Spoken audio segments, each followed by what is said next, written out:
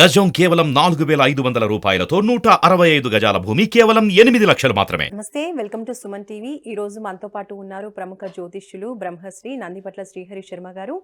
కాశీలో శ్రీ కామాక్షి నిత్యాన్నదాన ఆశ్రమ నిర్వాహకులు. గురుగారితో మాట్లాడి కర్కాటక రాశి వారికి ఈ సంవత్సరం ఏ విధంగా ఉండబోతోంది అనేది తెలుసుకుందాం. నమస్కారం గురుగారు. వాగర్థావివ సంపృక్తౌ వాగర్థ ప్రతిపత్తయే జగతః పితరౌ వందే పార్వతీ పరమేశ్వరౌ. అన్నపూర్ణే సదాపూర్ణే శంకర ప్రాణవల్లభే జ్ఞానవైరాగ్య సిద్ధ్యర్థం భిక్షాం దేహి చ పార్వతి మాతా చ పార్వతీదేవి పితాదేవో మహేశ్వర బాంధవా శివభక్తాశ్చ స్వదేశో భువనత్రయం. సదాశివసమారంభాం శంకరాచార్య మధ్యమాం అస్మదాచార్యపర్యంతం వందే గురుపరంపరాం. ఆదిత్యాయ చ సోమాయ మంగళాయ బుధాయ చ గురుశుక్రశనిభ్యశ్చ రాహవే కేతవే నమః. శృంగేరి జగద్గురు పీఠాధిపతులు శ్రీ శ్రీ శ్రీ భారతీ తీర్థ మహాస్వాముల వారికి, శ్రీ శ్రీ శ్రీ విధుశేఖర భారతీ తీర్థ మహాస్వాముల వారికి, కంచికామకోటి పీఠాధిపతులు శ్రీ శ్రీ శ్రీ విజేంద్ర సరస్వతి మహాస్వాముల వారికి ప్రణామములు తెలియజేసుకుంటూ కార్యక్రమాన్ని ప్రారంభిద్దాం. గురుగారు, మరి ఈ సంవత్సరం కర్కాటక రాశి వారికి ఏ విధంగా ఉండబోతోంది? ముందుగా వీక్షించేటువంటి సుమన్ టీవీ ప్రేక్షకులకి 2024 ఆంగ్ల నూతన సంవత్సర శుభాకాంక్షలు తెలియజేసుకుంటూ కర్కాటక రాశి వారికి ఈ 2024లో శుభ అశుభ ఫలితాలు ఏ విధంగా ఉంటాయనేటువంటిది క్లుప్తంగా తెలియజేసుకుందాం. ముందుగా వీక్షించేటువంటి ప్రేక్షకులకి చాలా సందేహం వస్తుంది. అసలు పంచాంగ శ్రవణం, పంచాంగ ఫలితాలు, రాశి ఫలితాలు అని అంటే ఉగాది టు ఉగాది అని అనుకుంటారు కదా, మరి ఈ జనవరి నుంచి చెప్పుకునే సాంప్రదాయం మనకెందుకు అని చెప్పి చాలామంది ఆలోచిస్తారు. అయితే ధర్మశాస్త్రం ఒకటి ఏం చెప్పబడి ఉందనంటే, ప్రపంచమంతా కూడా ఒక విషయమై ఇది సమ్మతిస్తే అది శాస్త్ర సమ్మతమే అని చెప్పబడింది. అనగా ఒక విషయం ఏదైనా కానీ ఇది ఈరోజు మంగళవారం అని బుధవారం అయినా ఈరోజు మంగళవారం అంటే మంగళవారం కిందనే లెక్క అని శాస్త్ర సమ్మతం. కాబట్టి ప్రపంచమంతా కూడా జనవరి 1వ తారీఖు 2024 నుంచి నూతన సంవత్సరంగా భావిస్తున్నప్పుడు ఈ చెప్పబోయేటువంటి ఫలితాలన్నీ కూడాను జనవరి 1వ తారీఖు నుంచి డిసెంబర్ 31వ తారీఖు వరకు ఉండేటువంటి యొక్క గ్రహ సంచారాన్ని ఉద్దేశించి కర్కాటక రాశి వారికి ఏ విధంగా ఉంటుందో మనం తెలియజేసుకుందాం. ముందుగా గమనించుకున్నట్లయితే నవగ్రహాలలో అత్యంత శుభగ్రహాలు, ప్రాపగ్రహాలు అనగా దీర్ఘకాలిక గ్రహాలైనటువంటివి గురువు, శని, రాహు, కేతులు. కాబట్టి ఒక్కొక్క రాశిలో ఒక్కొక్క సంవత్సరం గురువు సంచారం జరుగుతూ ఉంటే 2.5 సంవత్సరాల పాటు ఒక రాశిలో శని సంచారం, అలాగే రాహుకేతులు 1.5 సంవత్సరాల పాటు చెరొక రాశిలో ఉంటారు. కాబట్టి గ్రహ సంచార ప్రభావమే అన్ని రాశుల మీద కూడా ప్రభావం చూపుతుంది. కాబట్టి ఏ విధంగా కర్కాటక రాశి వారికి మంచి చెడు జరుగుతుందో తెలియజేసుకుందాం. ముందుగా గమనించుకున్నట్లయితే టైం మనం ఉన్నటువంటి యొక్క 12 నెలల్ని 3 టైమ్ జోన్గా మనం పెట్టుకున్నట్లయితే టైం 1 జోన్లో 1 జనవరి నుంచి 2 మే వరకు, అలాగే టైం 2 జోన్లో 2 మే నుంచి 31 డిసెంబర్, టైం 3 జోన్లో 21 నుంచి 21 అక్టోబర్ నుంచి 31 డిసెంబర్ వరకు గమనించుకున్నట్లయితే ప్రధానంగా కర్కాటక రాశి వారికి సంబంధించినటువంటి శని సంచారం చూస్తున్నట్లయితే కర్కాటక రాశి వారికి అష్టమ స్థానంలో శని సంచారం, అలాగే దశమ స్థానంలో గురువు మరియు లాభస్థానంలో గురువు 2వ తారీఖు మే నుంచి ప్రారంభమవుతుంది. గమనించుకున్నట్లయితే ఈ యొక్క రాహుకేతులందరూ కూడాను కన్యా, మీన రాశుల్లో రాహుకేతుల యొక్క సంచారం జరుగుతుంటుంది. కాబట్టి ఇక్కడ ప్రధానంగా 2 మే వరకు కూడా కర్కాటక రాశి వారికి కొంత గడ్డు కాలం అని చెప్పవచ్చు. ఎందుకంటే అష్టమ శని ప్రభావం ఒక చోట, అలాగే దశమ స్థానంలో గురువు కేంద్ర స్థానంలో స్థితి పొంది ఉన్నప్పటికీ, యోగకారకుడైనటువంటి గురువు ఉన్నప్పటికీ కూడా శని యొక్క వీక్షణ ప్రభావం వలన ప్రధానమైనటువంటి సమస్యలు ఈ కర్కాటక రాశిలో జన్మించినటువంటి వారు ఈ యొక్క 2వ తారీఖు మే వరకు కూడా గడ్డు కాలం అని చెప్పవచ్చు. అన్నింటా కూడా తీవ్రమైనటువంటి శ్రమ కోరిస్తే తప్ప ఫలితాలు పొందలేనటువంటి పరిస్థితి యొక్క కర్కాటక రాశి వారికి కనబడుతుంది. అలాగే ప్రధానంగా ఎఫ్ఎంసీజీ రంగంలో ఉన్నటువంటి వారు, బంగారు వ్యాపారస్తులు, అలాగే కళాశాల యాజమాన్యానికి సంబంధించిన వాళ్ళకి ఇబ్బందికర పరిస్థితులు ఎదురవుతాయి. అలాగే విద్యార్థులు కష్టపడితే తప్ప విజయాన్ని పొందలేనటువంటి పరిస్థితి ఈ యొక్క కర్కాటక రాశిలో జన్మించినటువంటి వారికి కనబడుతుంది. ఇక గమనించుకున్నట్లయితే బదిలీలకు సంబంధించినటువంటి చేయ ప్రయత్నాలు ఉపాధ్యాయులకి కొంత ఇబ్బందికరంగా మారేటువంటి అవకాశం ఉన్నది. ఇక్కడ సంబంధించినటువంటి చూసుకుంటే అష్టమ శని ప్రభావం ఉండడం చేత అనుకున్నటువంటి ప్రతి పని కూడాను ఆలస్యమయ్యేటువంటి అవకాశాలు ఉంటాయి. అలాగే గమనించుకున్నట్లయితే ప్రధానంగా శత్రు సమస్యలు పెరిగేటువంటి అవకాశం ఎక్కువగా ఉంటుంది. న్యాయవాదకు సంబంధించినటువంటి అనగా కోర్టు తీర్పులకు సంబంధించినటువంటి విషయాల్లో కొంత మీకు అనుకూలత లేకపోవడం వలన మీకు విరుద్ధమైనటువంటి తీర్పులు వచ్చేటువంటి అవకాశం ఉంది. కాబట్టి జాగ్రత్తలు పాటించాల్సినటువంటి పరిస్థితి. ఇక సినిమా రంగంలో ఉన్నటువంటి వారికి ఈ యొక్క కర్కాటక రాశిలో జన్మించినటువంటి వారికి అంత ఆశాజనకంగా ఉండదు.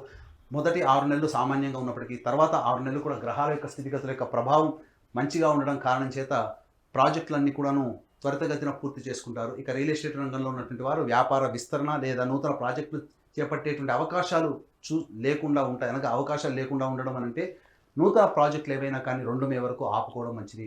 ఏదైనా ప్రధానమైనటువంటి నిర్ణయాలు తీసుకోవాలనుకున్నప్పుడు 2 మే తర్వాత అనుకూలమైనటువంటి సమయం, గ్రహ సంచారం కూడా అనుకూలంగా ఉండడం కారణం చేత అప్పటి నుంచి మీరు విజయాన్ని పొందేటువంటి అవకాశం ఉంటుంది. ఇంకా టైం 2 జోన్లో చూసుకున్నట్లయితే 2వ తారీఖు మే నుంచి డిసెంబర్ వరకు కూడా గురువు లాభస్థానంలో సంచారం చేయడం, అలాగే శని యొక్క ప్రభావం నుంచి గురువు విడిపడిపోయి తదంతర కారణాల చేత 2వ తారీఖు మే నుంచి కూడా ఆశాజనకమైనటువంటి ఫలితాలు గోచరమవుతాయి.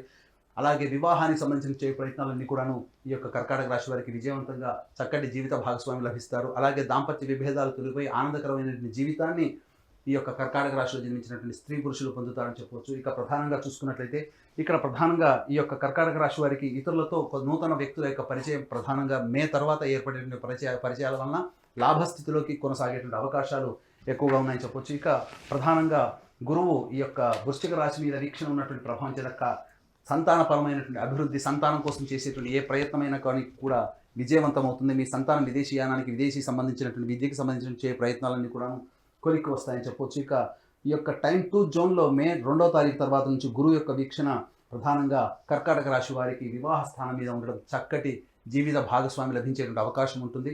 ఇక గమనించుకున్నట్లయితే శని ప్రభావం కూడా విడిపడిపోయి మంచి జీవిత భాగస్వామి లభించడం, తద్వారా భాగస్వామ్య వ్యాపార సంస్థలో ఉన్నటువంటి వారికి అనుకూలమైనటువంటి నిర్ణయాలు తీసుకోవడం, తద్వారా భాగస్వామ్య వ్యాపారం కూడా అభివృద్ధిలోకి ఉండడం అనేటువంటిది జరుగుతుంది.